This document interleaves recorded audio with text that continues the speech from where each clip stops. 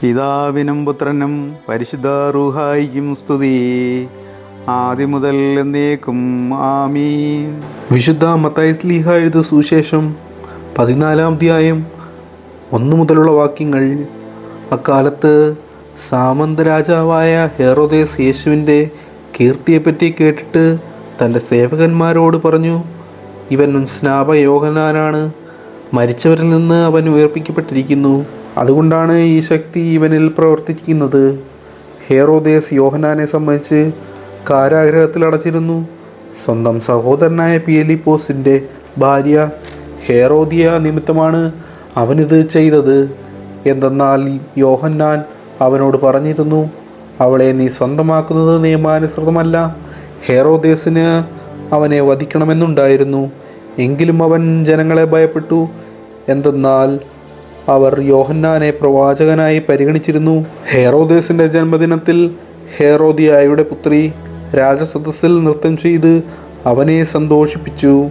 തന്മൂലം അവൾ ചോദിക്കുന്നതെന്ത് നൽകാമെന്ന് രാജാവ് അവളോട് ആണയിട്ട് വാഗ്ദാനം ചെയ്തു. അവൾ അമ്മയുടെ നിർദ്ദേശമനുസരിച്ച് പറഞ്ഞു, സ്നാപക യോഹന്നാൻ്റെ ശിരസ് ഒരു തളികയിൽ വെച്ച് എനിക്ക് തരിക. രാജാവ് ദുഃഖിതനായി. എങ്കിലും തൻ്റെ ശബ്ദത്തെയും അതിഥികളെയും പരിഗണിച്ച് അത് അവൾക്ക് നൽകാൻ അവൻ ആജ്ഞാപിച്ചു. അവൻ കാരാഗൃഹത്തിൽ ആളയച്ച് യോഹന്നാൻ്റെ തല വെട്ടിയെടുത്തു. അതൊരു തളികയിൽ വെച്ച് പെൺകുട്ടിക്ക് നൽകി. അവളത് അമ്മയുടെ അടുത്തേക്ക് കൊണ്ടുപോയി. അവൻ്റെ ശിക്ഷർ ചെന്ന് മൃതശരീരമെടുത്ത് സംസ്കരിച്ചു.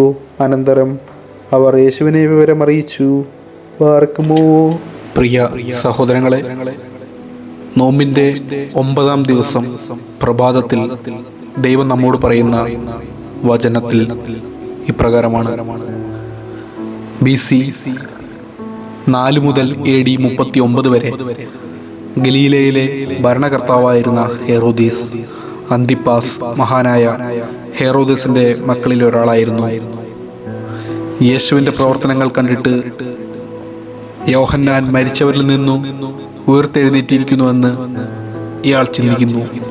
അതിൻ്റെ പ്രധാന കാരണം യേശുവിൻ്റെയും സ്നാപകൻ്റെയും പ്രവർത്തനങ്ങളിലെയും സന്ദേശങ്ങളിലെയും സൗമ്യമായിരിക്കാം.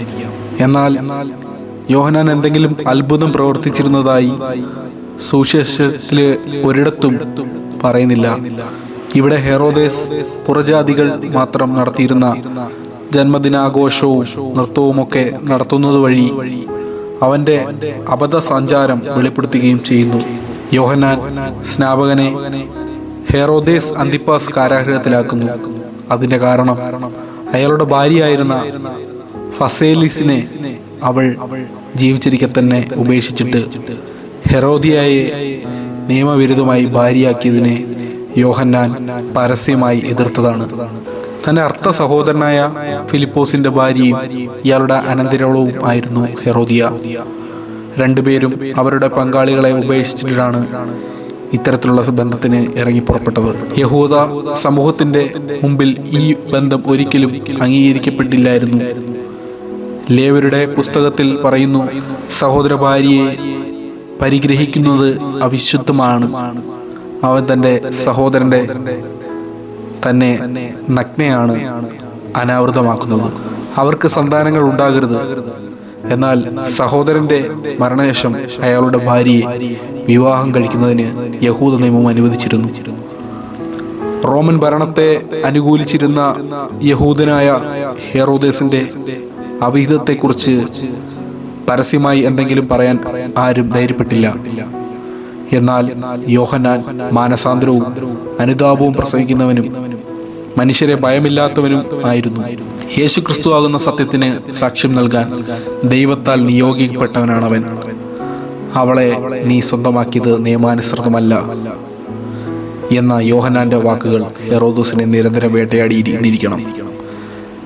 യോഹന്നാനെ പ്രവാചകനായി കരുതിയിരുന്ന വലിയൊരു ജനവിഭാഗം ഉണ്ടായിരുന്നതിനാൽ അവനെ കാരാഗൃഹത്തിലിടണമെന്ന ആഗ്രഹമേ ഹെറോദേസിനുണ്ടായിരുന്നുള്ളൂ. ഹെറോദിയായുടെ മകൾ സലോമി ഹെറോദേസിന്റെ ജന്മദിനത്തിൽ ചെയ്ത നൃത്തമാണ് കാര്യങ്ങൾ കൈവിട്ടു പോകുന്നതിന് ഇടയാക്കിയത്. ഹെറോദിയായുടെ മനസ്സിലുള്ള തിന്മ പുറത്തു കൊണ്ടുവന്ന ഒരു സംഭവമായി ഇത് മാറി. അങ്ങനെ യേശുവിന് വഴിയൊരുക്കാൻ വന്ന യോഹന്നാൻ മരണത്തിലും യേശുവിന് മുമ്പേ അവിടുത്തെ വഴിയെ സഞ്ചരിക്കുന്നു. യോഹന്നാന്റെ ധീരതയും സത്യസന്ധതയും നമുക്കിന്ന് പ്രചോദനമായിരിക്കണം. പ്രിയ സഹോദരങ്ങളെ, ഈ നോമ്പിൻ്റെ 9-ാം ദിവസം ഒരിക്കൽ കൂടെ നമുക്ക് പ്രാർത്ഥനയിലും ധ്യാനത്തിലും ഒക്കെ ആയിരിക്കാം. ദൈവം നമ്മെ എല്ലാവരെയും അനുഗ്രഹിക്കട്ടെ.